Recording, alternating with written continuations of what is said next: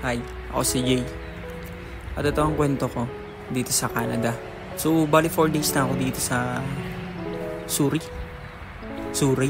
Or sabi nung isa ko na ko, Zari. Ewan ko kung anong tama. Pero yun nga, siguro depende yan sa ano. Depende sa ugali. Kung paano mo siya bibigkasin. The joke lang. Baka depende sa ano. Depende sa lahi. So, kaya ako ginawa tong video na to dahil naghahanap ako ng ng malilipatan. 4 days pa lang, 5 days pa lang ako dito, pero yun, naghahanap na ako ng kailangan kong malipatan. Kasi yung supposedly nakasama ko dapat sa apartment, hindi siya nagtuloy. Hindi ko alam kung anong pinakang reason niya. Pero ang alam ko resident na yun. Pero ayun nga, may thinking na ako dati na baka maglipat-lipat ng trabaho kasi may freedom yung mga PR resident. They can go, they can move wherever they want. Kaya yun. Kaya naisip ko na rin yung dati baka umalis. Ayun nga, kasamang palad, hindi nga siya nagtuloy. Ayun yun nga, nangihinayang din ako. Most probably, alis talaga ako dito sa apartment. Kasi sobrang gaan ng pakiramdam ko na doon sa bahay.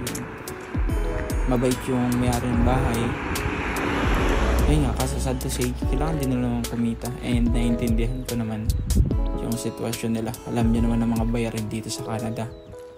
Kakaiba talaga. And yun, nag-ikot-ikot ako dito sa area. Dito lang din sa area ng apartment. Kasi maganda na talaga yung, kung tutusin, maganda na talaga yung lugar. Tahimik, malapit sa bus stop, may peace of mind. Yun. Kaso yun nga ngayon, gahanap ako ng apartment. Sana makahanap. Or kung hindi man, makahanap ako ng magre-rent dun sa isang room. Kasi ay 2 bedroom siya. Ako dun sa isa, then bakante yung isa. So, syempre, ang hinahanap ko pa din is Filipino na lalaki dahil, syempre, mas comfortable kumilos. And ayun, madaling pakasamahan kasi alam mo naman, mga Pilipino, kahit sa madaling yan. Well, merong iba na sad to say, kalahi mo na, mamatahin ka pa, diba? So, which is nangyayari din naman kahit sa iba't ibang lugar, ibang bansa, ibang lahi. So, may mga ganun talaga. And ayun, itong lugar namin, 4 days pa lang, hindi. Itong lugar na malapit sa apartment ko, within the area lang din. Apakadaming sasakyan. As in, yung mga sasakyan nila wala nang pagparadahan. Wala nang paglagyan. Sana pehiram na lang na sa akin isa dyan kaysa nakatambak. Parang mga laruan na nakakalat sa kalsada. And yun, ang daming basketball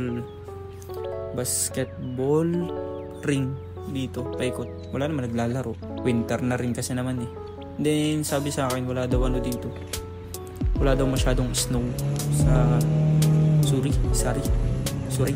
Yan. Wala daw dito masyadong snow. Kung mag-snow man isang araw lang, then wala na. Hindi kagaya doon sa pinanggalingan ko sa Kelowna. And yun, may mga garage sales din sila. Well, wala naman akong intention bumili ng kung ano.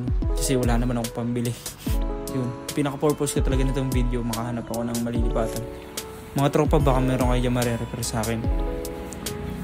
Yung malapit lang sana sa workplace ko. Nagpunta nga ako sa sa malapit sa work ko, then marketplace, then 50 kilometers radius within the work. Yun, nagtatry ako sa mga marketplace, mga page, pinost ko na. And lahat na. Binigay ko ng lahat. Hindi pa rin sapat. Wala akong mahanap.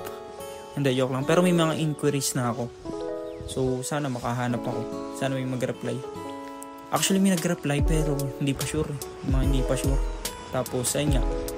Sa mga pana. Kalimitan talaga dito, puro pana. Ewan, baka pagdating ng panahon, pag ako nagsasalita, garing. Coca-Cola. So, yun lang. Tina kayo.